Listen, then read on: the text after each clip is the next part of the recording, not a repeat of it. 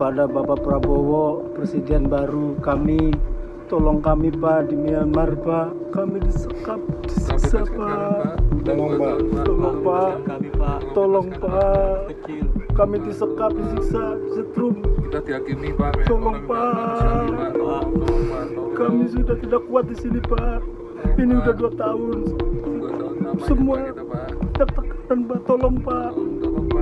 Segera Pak, Tolong kami, Indonesia Pak. kuat Tolong. Pak, tolong. Segera Pak, Bapak Prabowo, pimpinan DPR semua orang-orang hebat Indonesia, tolong kami. Ya, anak masih kecil Pak, 2 Tolong orang. Pak, saya Robiin Pak dari Indramayu ini, Jo dari Kalimantan, dari Bekasi Pak, Dari Semarang Pak, saya tolong Pak.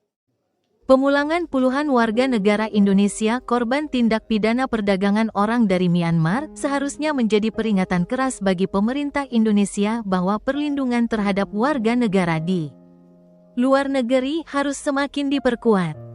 Kasus demi kasus TPPO yang terus terjadi menunjukkan masih adanya kelemahan dalam pengawasan, perlindungan, serta penciptaan lapangan kerja yang layak di dalam negeri. Salah satu korban yang dipulangkan dari Myanmar, yakni mantan anggota DPRD Indramayu, menjadi bukti bahwa bukan hanya masyarakat dengan ekonomi lemah yang terjebak dalam jeratan TPPO, tetapi juga mereka yang pernah memiliki posisi di pemerintahan. Hal ini membuktikan bahwa keterbatasan lapangan pekerjaan dan ketidakstabilan ekonomi bisa menyerang siapa saja. Jika seorang mantan anggota DPRD saja bisa tertipu dan menjadi korban perdagangan manusia, maka bagaimana dengan rakyat kecil yang tidak memiliki jaringan atau akses informasi yang memadai? Harapan besar kini tertuju pada pemerintahan Presiden Prabowo Subianto, dengan visi besarnya dalam membangun Indonesia yang lebih kuat dan mandiri. Rakyat Indonesia berharap agar pemerintah tidak hanya berfokus pada sektor pertahanan dan keamanan, tetapi juga pada peningkatan kesejahteraan ekonomi yang memungkinkan rakyatnya bekerja dengan layak di negeri sendiri. Masyarakat Indonesia mendambakan kondisi di mana mereka tidak perlu mencari peruntungan di luar negeri dengan risiko tinggi, melainkan dapat bekerja dan hidup sejahtera di tanah air dengan penghasilan yang memadai. Pemerintah harus memberikan perhatian lebih terhadap pemberantasan mafia perdagangan manusia yang memanfaatkan ketidakpastian ekonomi sebagai alat untuk menjerat korban. Selain itu, regulasi yang lebih ketat serta tindakan hukum yang tegas terhadap agen-agen ilegal yang memberangkatkan tenaga kerja ke luar negeri secara tidak resmi harus diperkuat.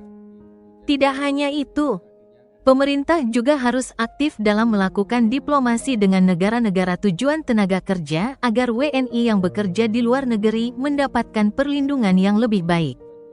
Namun, solusi utama dari permasalahan ini tetap berada di dalam negeri.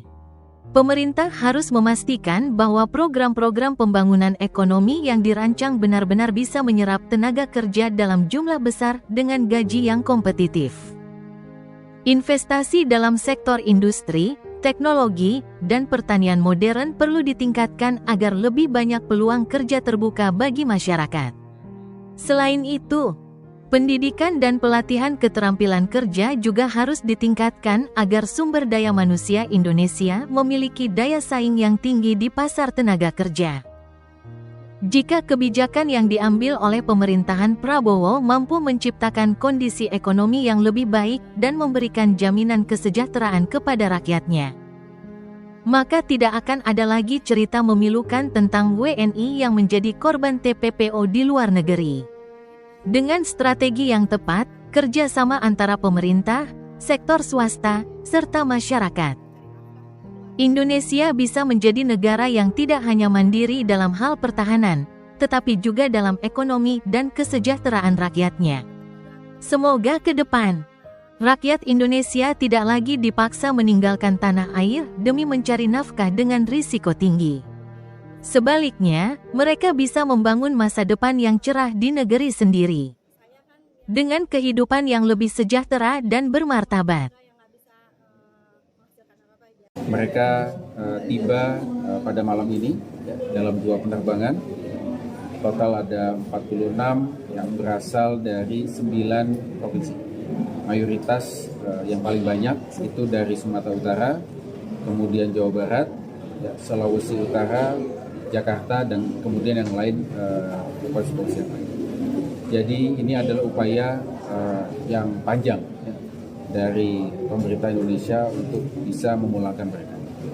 Sampai saat ini ya, masih ada 270 TNI lain yang masih ada di Mewadi yang masih terus kita upayakan untuk